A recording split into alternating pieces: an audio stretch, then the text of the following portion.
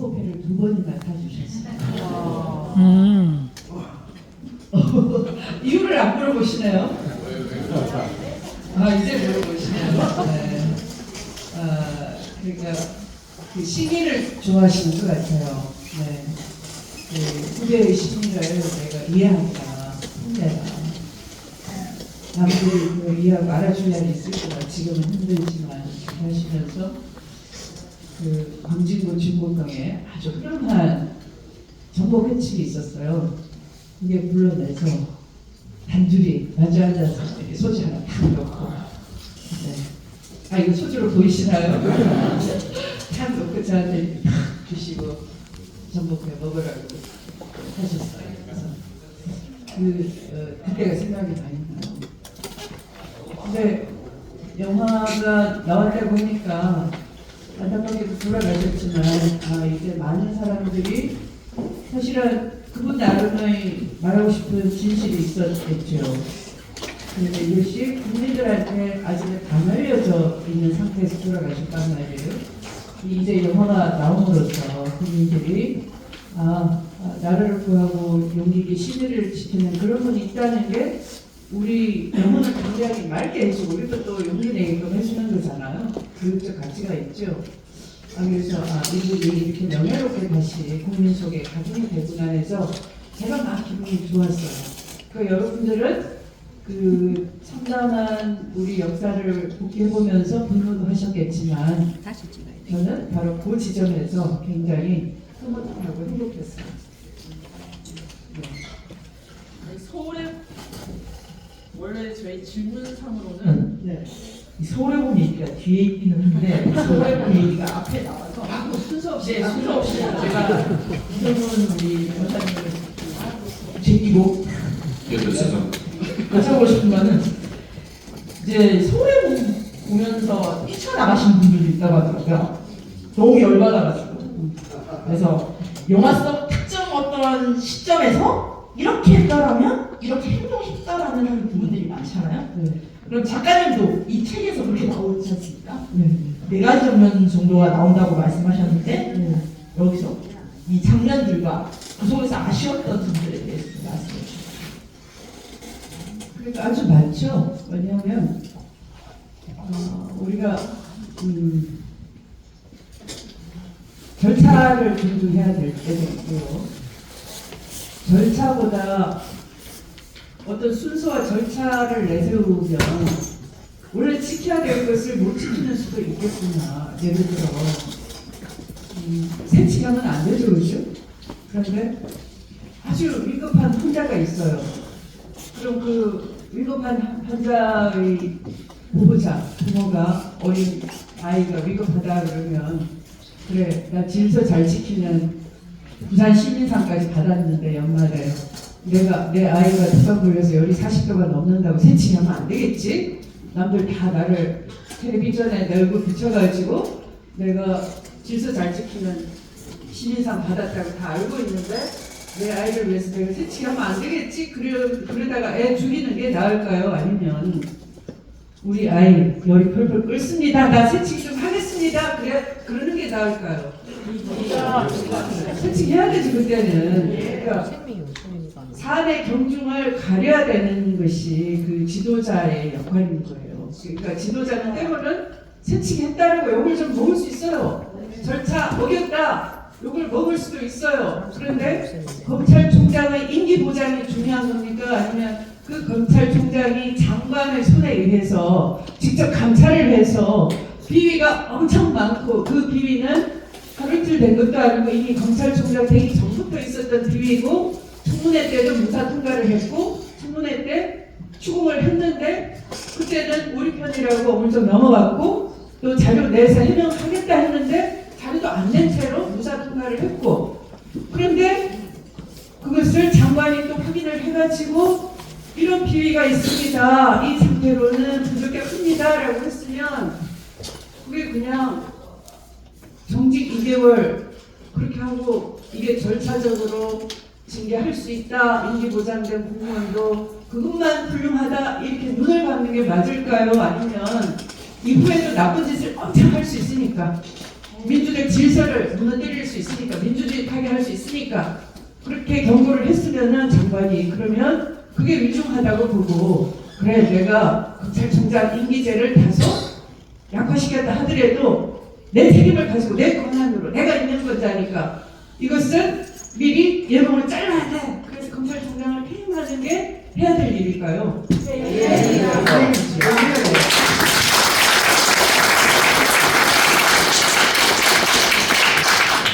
그 순간을 생각하면은 저는 열천불이 나죠. 여러분들이 영화 보고 열천불 난다 하듯이 지금 이 상황이 고통스럽고요. 지금 우리가 겪는 이 일의 후유증은 저는 그 서울의 봄 이후에 겪었던 후유증보다 더 심각할 수 있다라고 봅니다. 그건 왜 더 심각한지는 이제 두 분이 안 물어보면 제가 답변을 안 할 것이고요.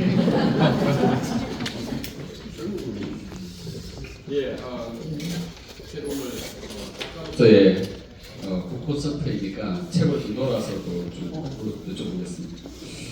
그 아까 처음 소개에서 말씀하신 드린 것처럼 지금 이 책이 그 교보문고의 사회과학이 아니라 소설 분야에 지금 9위를 지금 차지하고 있습니다. 그래서 요즘 책 팔기가 쉽지 않은데 굉장히 지금 많이 팔리고 있습니다. 대단한 일이 아닐 수가 없는데요. 이 책 표지에 보면 여기 자유와 진실을 향한 외침, 용건석 씨도 자유 얘기는 많이 하는데 그 자유가 안 맞는 다른 이 자유와 진실을 향한 외침 이렇게 하는데 이것이 어떤 무엇으로부터의 자유와 또 무엇의 진실을 의미하는지 말씀해 주시겠습니다. 우리가 사실과 진실은 좀 다르죠. 그러니까 진실은 좀 본질에 가까운 거잖아요, 그렇죠? 근데 사실은 어떤 일이든 있었다 그러면 그건 사실이죠, 그렇죠? 하든 안 하든 아까 그런 경중 안 다지고. 근데 검찰들이 벌이는 일들은 어떤 부드럽지 같은 것, 예를 들어 먼지털이 수사를 해가지고 조국 장관 예를 들면 표창장이라는 것이 그 대학의 단행자인 총장은 모른다고 하니까 일단 이 표창장이 존재한다는 것 자체는 그러면 문서의 작성자가 모른다고 하니까 이것은 의심스럽다, 위조된 거 아니냐 이렇게 시작하는 거예요. 그럼 그것은 어쨌든 존재한다는 표창장이라는 사실에 집중을 해가지고 사건을 크게 키우는 거예요. 그래서 진실은 뭘까요? 그것이 이 대학 입학 사정 업무를 본질적으로 방해를 했느냐, 그것이 중요하게 작용을 했느냐. 진실은 작용 안 했다요, 사실은. 그거 아니고도 그 학생은 얼마든지 그 대학에 입학할 수 있는 여러 조건을 갖추었다 라고 하는 거잖아요. 그런데 이 검찰은 이걸 여러 재판해가지고 어떤 위선의 프레임 속에 집어넣고 일국의 민정수석인 사람이 검찰개혁을 외쳤던 사람이 자기 혼자 잘난 척 깨끗한 척 하면서 결국 자녀의 입학 시험에 들어가는 표창장은 위조를 했다는 식으로 언론을 통해서 막 선동을 하니까 사람들이 거기에 넘어가 버리죠. 그래서 그것은 본질도 아니고 또 그것으로 입학 사정 업무를 방해받은 바도 없다는 것인데 마치 그런 사실 하나를 흔들어 가지고 요란 떨어 가지고 어떤 위선의 프레임에 가두고 큰 일인 양 만들어 가지고 여기까지 몰고 온 것을 보면 우리가 알고 있는 진실과 또 검찰이 중요하다고 강조하는 언론을 통해서 유포해놓은 가스라이팅하는 사실은 엄청나게 다른 것인데 그걸 정치적으로 적당히 이용하고 키운다라는 거죠, 검찰과 언론이. 근데 여기 장관의 책 속에 등장하는 많은 사실들을 보면 아마 미국 책 팔기 위한 광고가 아니고요. 지금부터 광고는 아닙니다. 진실을 말씀드립니다. 하나하나의 스토리를 보시면 진실은 이런 건데 검찰이 이렇게 야마에 쳐서 국민을 가스라이팅 하는구나. 많이 분노하실 거예요. 영화 이상으로. 네. 그래서 이 끌어오르면 그러면 화를 화병 들리게 하려고 이 책 썼어요? 라고 저 여러분들이 저한테 지를 수 있잖아요. 그래서 오늘처럼 추운 날 또 아랫목 날로 피워놓고 콩밥 딱 잡수시면서 책을 읽으시면 참 좋고요. 추운 날 읽으시고 비 오는 날 읽으시고요. 화창한 날을 가지고 저 시원한 질문 하나 드리고 싶어요. 네? 시원한 질문. 만약에 우리 서울에 보면서 장태환 장모님을 우리 정성 씨가 연기했지 않습니까? 그러면 장아리는 누가 연기했으면 좋으실까요? 마음대로 추천해도 돼요? 네. 강민경.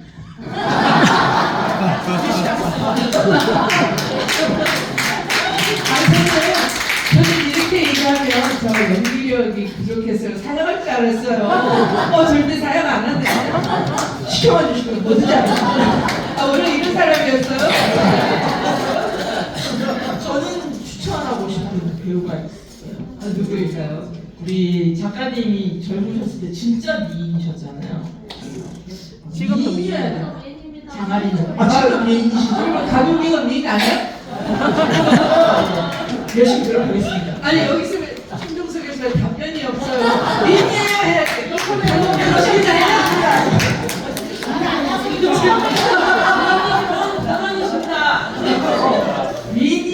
미인이어야 되고 그리고 성격이 대차야 될 것 같아요. 그리고 단단 있고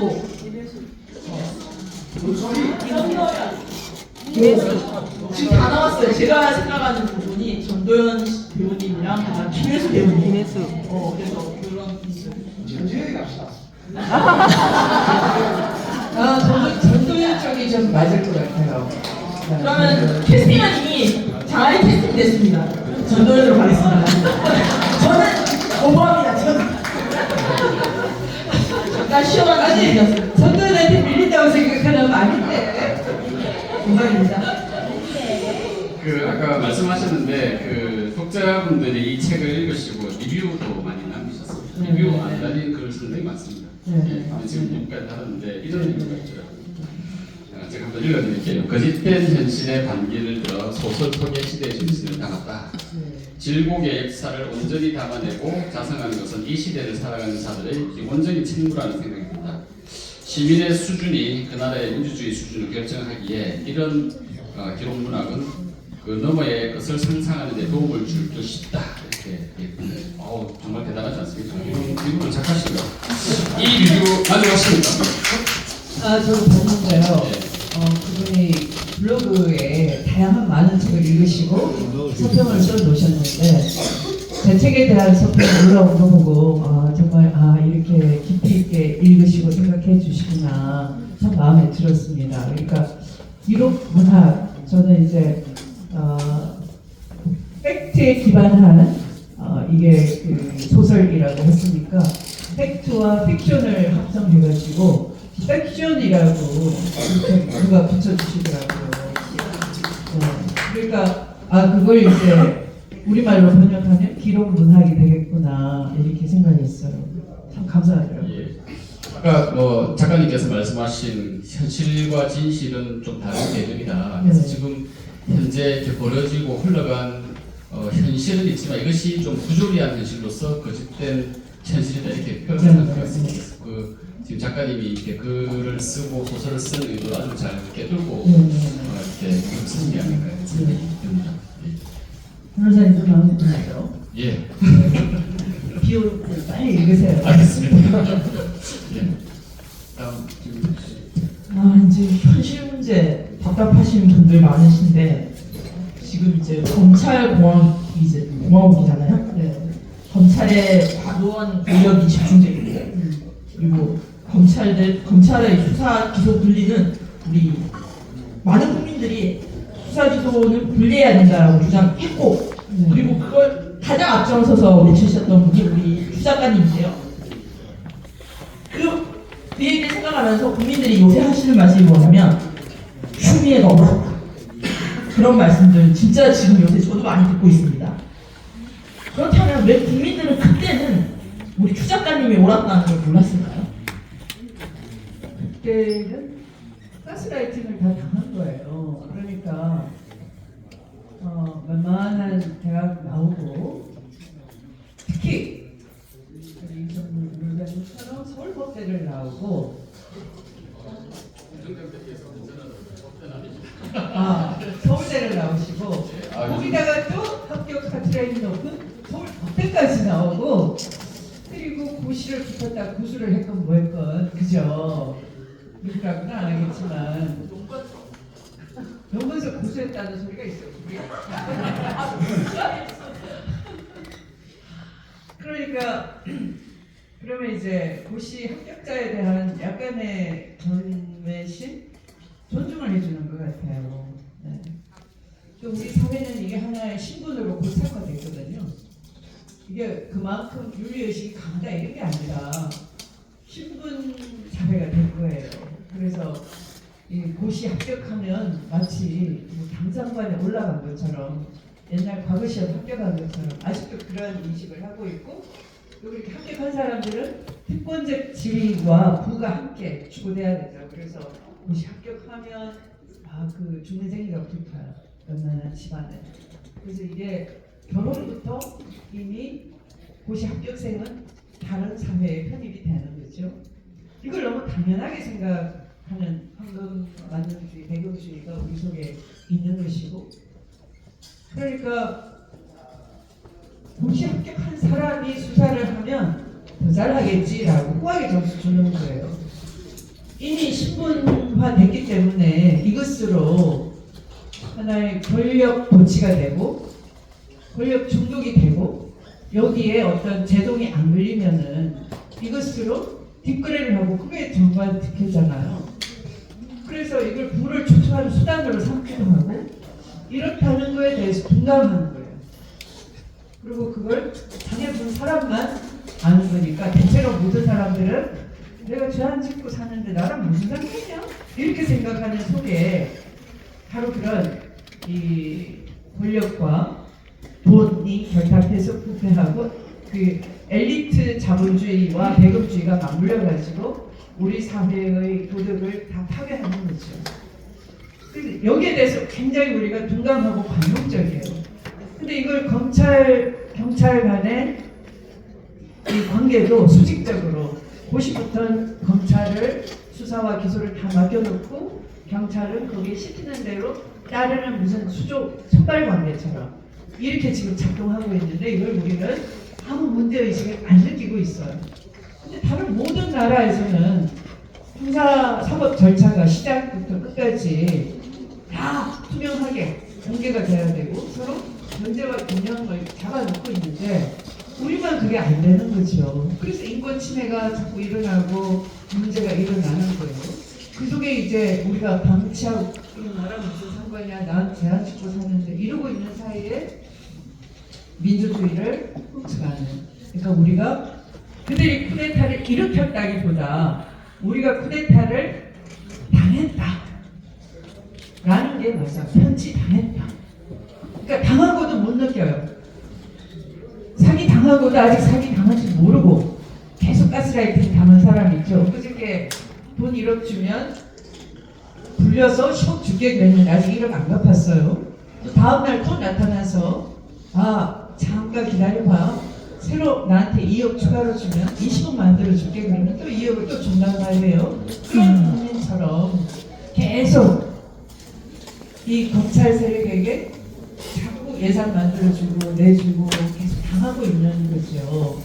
그러니까 우리는 검찰, 이게 무슨 검찰 쿠데타를 아직 못 느끼고 있는 분들은 가스라이팅 당해서 그냥 검찰 쿠데타를 당했다라고 저는 보시면 맞을 것 같다 생각을 했는데, 이 수사 기소 분리는 이제 사실은 그게 아까 그런 고시에 대한 과도한 신뢰, 부여 이것도 있는 거지만 역사적으로 우리가 일제 그 경찰에 대한 인권 탄압을 당하다 보니 역사적으로 경찰에 대한 불신이 굉장히 커요. 그래서 이걸 회복하기 위해서 뭘 해야 될까요? 경찰의 수준을 높여야 되죠. 그래서 뭐가 생겼어요? 경찰 대학이 생겼어요. 네. 근데 이 경찰 대학을 만든 것은 경찰 스스로